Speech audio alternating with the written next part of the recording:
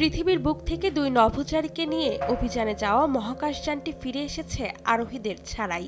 এ যেন অবাক করার মতোই বিষয়। প্রথমবারের মতো নভোচারীদের রেখেই পৃথিবীতে ফিরল কোনো মহাকাশযান।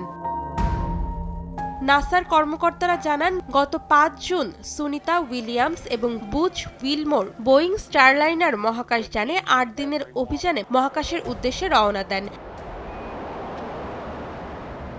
অভিযানের সময়সীমা শেষ হলেও যান্ত্রিক ত্রুটির কারণে মহাকাশে ডকিং স্টেশনে তাদেরকে রেখে পৃথিবীতে ফিরে আসে বোয়িং স্টারলাইনার। ৬ ঘন্টার মধ্যেই মহাকাশযানটি পৃথিবীতে পৌঁছায়। ঘন্টায় প্রায় ২৭,৪০০ কিলোমিটার গতিতে পৃথিবীর বায়ুমণ্ডলে প্রবেশ করে বোয়িং স্টারলাইনার। পৃথিবীর মাটি ছোঁয়ার আগে পরপর একাধিক প্যারাশুট খুলে দেওয়া হয়, ফলে পালকের মতো মাটি স্পর্শ করতে দেখা যায় এই স্পেস ক্যাপসুলকে। ধারণা করা হচ্ছে শুরু থেকেই মহাকাশযানটিতে সমস্যা ছিল।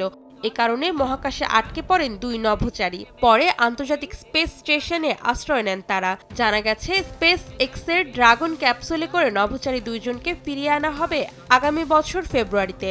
এরই মধ্যে তাদের খাবার, জ্বালানি ও অন্যান্য সামগ্রী সরবরাহ করা হয়েছে রাশিয়ার মহাকাশ সংস্থা রসকসমসের কার্গো মহাকাশযানের মাধ্যমে। অন্তরা সেন, সময় সংবাদ।